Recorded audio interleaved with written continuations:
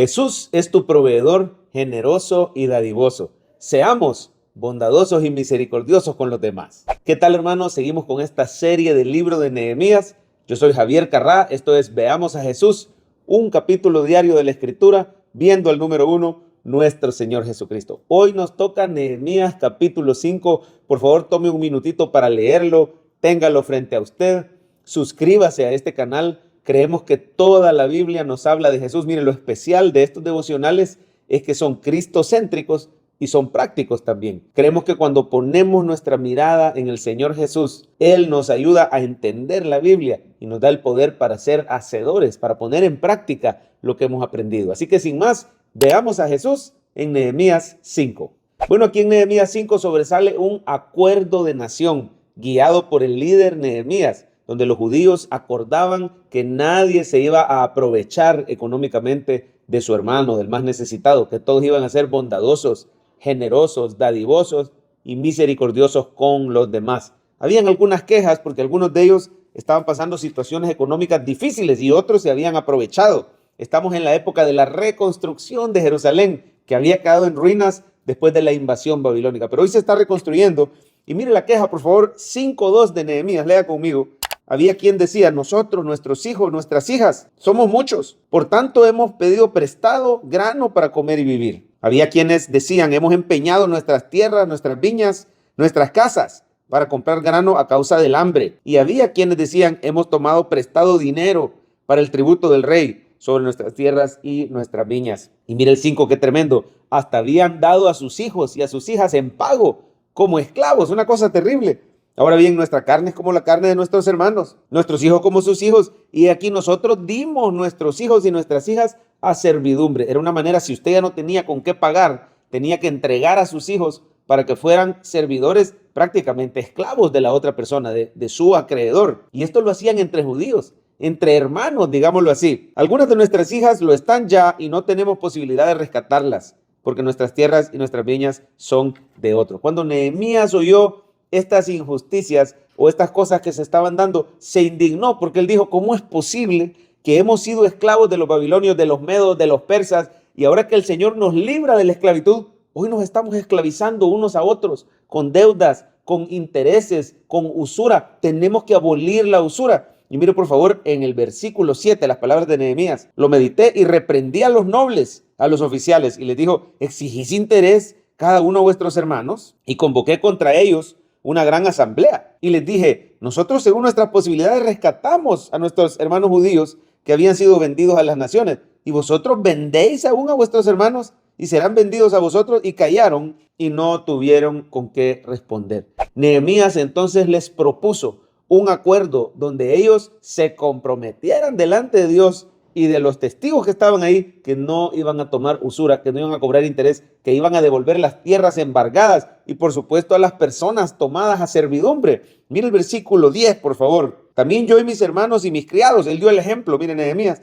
les hemos prestado dinero y grano. Quitémosles ahora este gravamen. No iban a ser gravadas los préstamos por alimento, por necesidad, por pobreza. Os ruego, dice el 11, que les devolváis hoy sus tierras, sus viñas, sus olivares y sus casas, y la 100ª parte del dinero, del grano, del vino, del aceite que demandáis de ellos como interés. Y dijeron: lo devolveremos, nada demandaremos, así como tú dices, haremos. Y miren, Nehemías los hizo comprometerse delante de los sacerdotes y delante de Dios, y dijo: ay de aquel, el Señor se va a encargar de aquel que no cumpla este acuerdo de nación. Ahora, Nehemías no solo les exigió a los nobles y a los ricos que hicieran este acto de amor, de generosidad, de bondad y de justicia, sino que él mismo dio el ejemplo. Yo quiero que vea por favor a la mitad del versículo 14. Dice: desde el año 20 del rey Artajerjes hasta el año 32, 12 años, ni yo ni mis hermanos comimos el pan del gobernador. Un oficial como Nehemías tenía derecho a exigir, a recargarse, digamos, en el pueblo y exigir que lo alimentaran a él y a su familia, pero dice que renunció a ese derecho que él tenía, un derecho real, porque veía la gran necesidad de su pueblo y él quería ser solidario, quería ser generoso. Lejos de cargar, él quería ser de ayuda para el pueblo. Muchas veces vimos eso mismo en el apóstol Pablo y en otros apóstoles, ¿verdad? Renunciaban a su derecho de ser alimentados con tal de no poner tropiezo al avance del evangelio. Nehemías también, aquí vemos, renunció. Miren el versículo 16. También en la obra de este muro restauré mi parte, dice Nehemías, y no compramos heredad. Y todos mis criados juntos estaban ahí en la obra. Ahí continúa hablando que además le daba de comer a 150 oficiales en su propia mesa, gente que venía de fuera del país. Es decir, lejos de aprovecharse de su puesto, Nehemías renunció a sus derechos y hasta fue generoso y dadivoso. De su propia bolsa, él apoyó la reconstrucción. Dígame si no se parece a nuestro Señor Jesucristo, el dador por excelencia. Si hay un dador alegre, es nuestro Señor Jesucristo. Renunció a su privilegio, a su posición, a su gloria, a sus derechos celestiales. Él vino a este mundo, un rey de reyes y señor de señores. Pero mire, siendo rico, dice la Biblia, que se hizo pobre. Vino a nacer en un pesebre, en medio de los animales. Se hizo pobre, hermano, para que nosotros fuéramos enriquecidos. Dice la palabra que él vino a servir a los demás y no a ser servido. Renunció a sus derechos. Él dio su propia vida. Él vino a darle vista a los ciegos. Él vino a echar fuera a los demonios, a sanar a los enfermos. Él vino a resucitar a los muertos.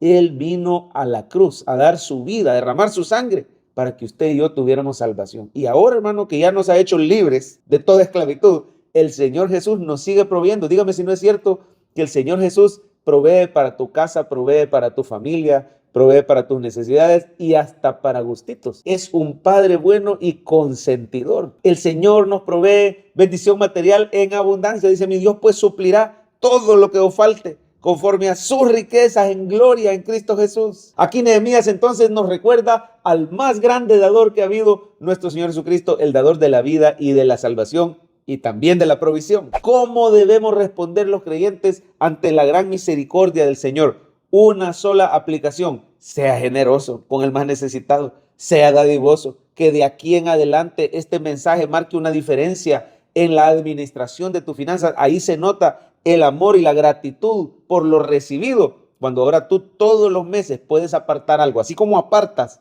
la parte que le corresponde al Señor para apoyar la obra, puedas apartar una parte para los más necesitados. Que tú puedas tener misericordia del que está sin trabajo, invitarlo a comer o, si es posible, hacerle el súper. Que el Espíritu Santo te ponga ser dadivoso y prestarle, si está en tus posibilidades, prestarle sin intereses a un hermano, a una hermana en Cristo, a un vecino, a alguien que está cerca de ti y está necesitado. Si Dios te ha dado la capacidad, incluso que ni siquiera le cobres, pero si le vas a cobrar de regreso el préstamo, hazlo sin intereses. Mire, lo que vemos aquí en el pueblo de Judá debe ser un reflejo de cómo quiere Cristo que sea su iglesia, que seamos solidarios unos con otros, hermano, que seamos generosos, misericordiosos, bondadosos, que seas dadivoso con los más necesitados, con tus finanzas. Y no solo da el que está en abundancia, da el que está agradecido porque el Señor ha sido bueno con él. De lo poco o mucho que el Señor nos haya dado, podemos apartar una parte. El punto es el corazón generoso, el corazón agradecido por las bendiciones recibidas,